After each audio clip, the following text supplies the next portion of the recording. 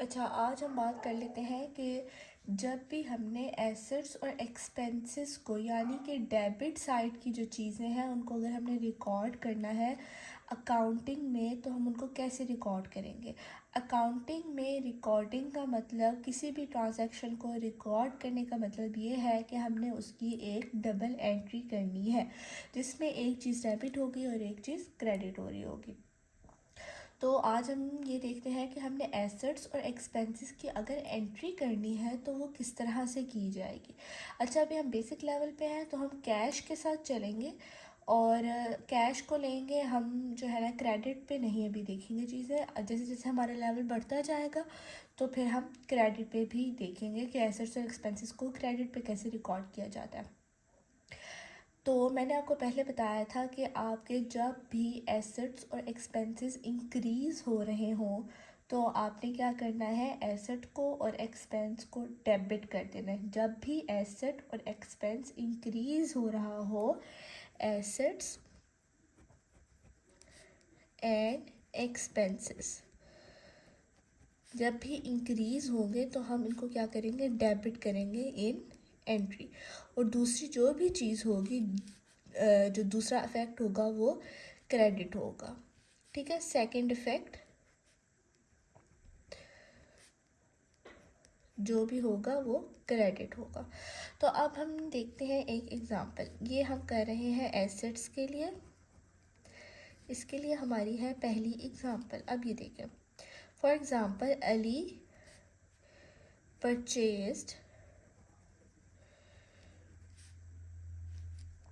a land of ₹1 million।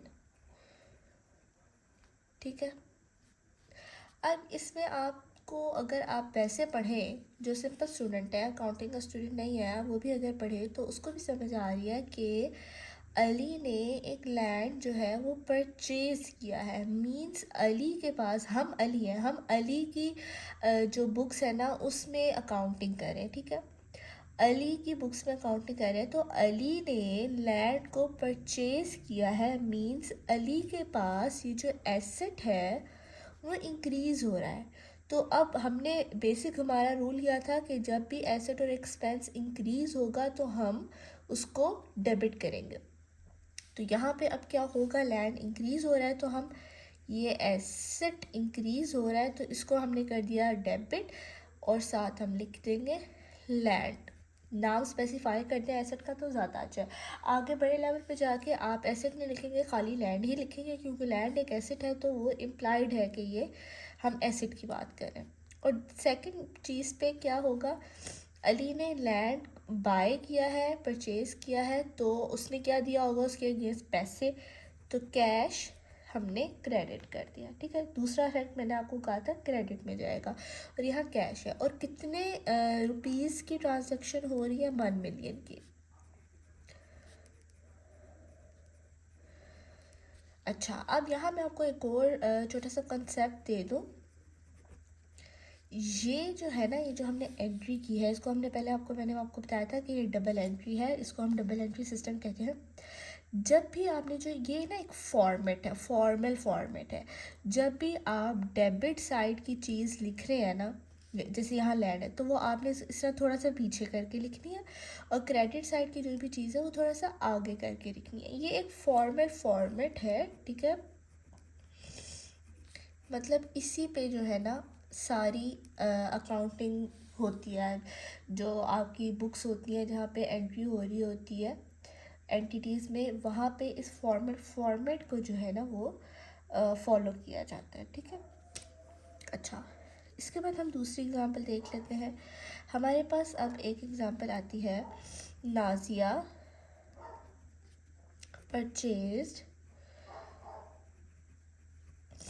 A furniture of ₹50,000। तो अब I think आप लोगों को ये वीडियो पॉज करके पहले ये ख़ुद करके देखना चाहिए एंड देन आपको चेक करना चाहिए कि आपने ठीक किया या नहीं।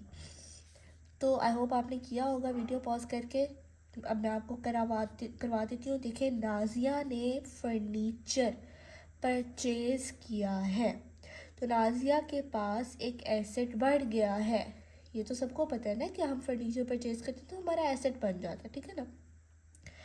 तो इसका एसेट बढ़ गया है तो हम क्या करेंगे, फर्नीचर डेबिट। हम नाजिया की बुक्स में है, आप यहाँ पे एसेट भी लिख सकते हैं बेसिक लेवल पे। और उसके अगेंस्ट हम जब दुकान पे जाते हैं तो फर्नीचर ख़रीदते हैं तो उसको हम क्या देते हैं, हम उसको पैसे देते हैं, cash credit.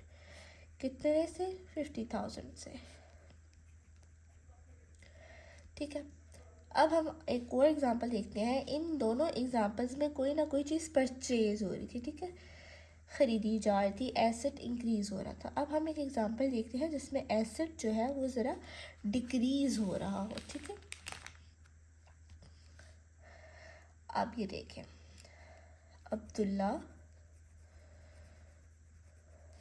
sold an office equipment of ₹1 lakh, ठीक है। अब आप देखें यहाँ पे ना, ये वाली एग्जांपल करने के बाद आपका जो एसेट रिकॉर्ड करने का कॉन्सेप्ट है ना वो सारा ख़त्म हो जाएगा। तो इसको आप बड़े गौर से देखिएगा।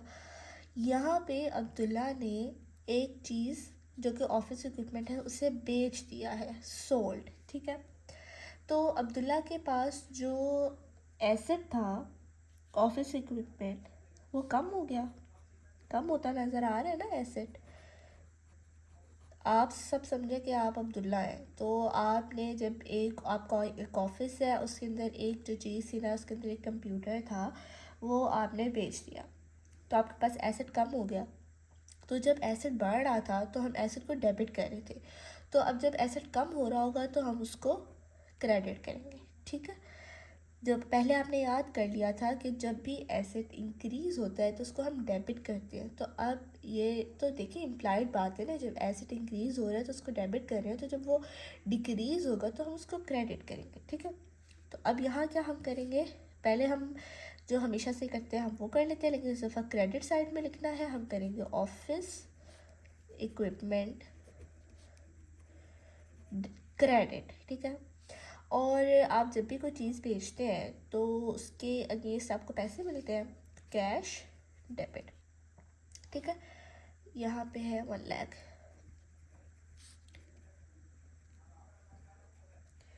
अच्छा, अब यहाँ मैं आपको एक और बात बताऊँ, अगर आपने गौर किया हो तो मैंने आपको ये कहा था कि जब एसेट इंक्रीज़ होता है तो हम उसको करते हैं डेबिट, और जब डिक्रीज़ होता है तो हम उसको करते हैं क्रेडिट। अब यहाँ पे एसेट हमारा डिक्रीज़ हो रहा था तो हमने इसको क्रेडिट कर दिया, लेकिन अगर आपने नोट किया हो तो हमने वही ट्रीटमेंट जो एसेट के साथ हम करते हैं कैश के साथ नहीं किया। यहाँ पे अगर आप देखें तो हमने एक लैंड अली ने ख़रीदा था, तो जब उसने ख़रीदा था तो उसने पैसे दिए थे तो उसको हमने क्रेडिट किया था, क्या, ठीक है। और जब नाजिया ने फ़र्नीचर ख़रीदा था तो उसने कैश परचेज़ किया था तो उसने कैश क्रेडिट किया था। यहाँ पे अब्दुल्ला ने जब ऑफिस इक्विपमेंट सेल किया है तो उसने कैश को डेबिट किया है। तो इससे क्या पता चला कि कैश भी हमारा एसेट है, यानी कि सब एंट्रीज में हम दो एसेट्स के साथ डील कर रहे थे थ्रू आउट द सिनेरियो। एक एसेट हमारा आ रहा था, एक एसेट हमारा जा रहा था। इधर भी एक एसेट आया, एक गया, इधर भी एक आया और एक एसेट गया। यानी कि जब भी फाइनल कंक्लूजन आपका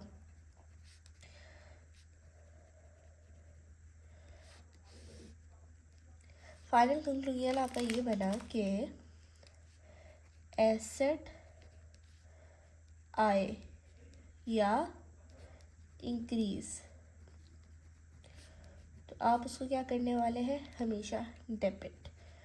और एसेट जाए यानी कि डिक्रीज़, तो आप उसको क्या करने वाले हैं, क्रेडिट, ठीक है।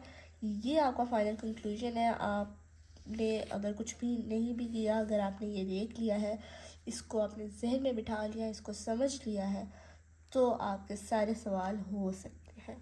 ओके जी, अल्लाह हाफ़िज़।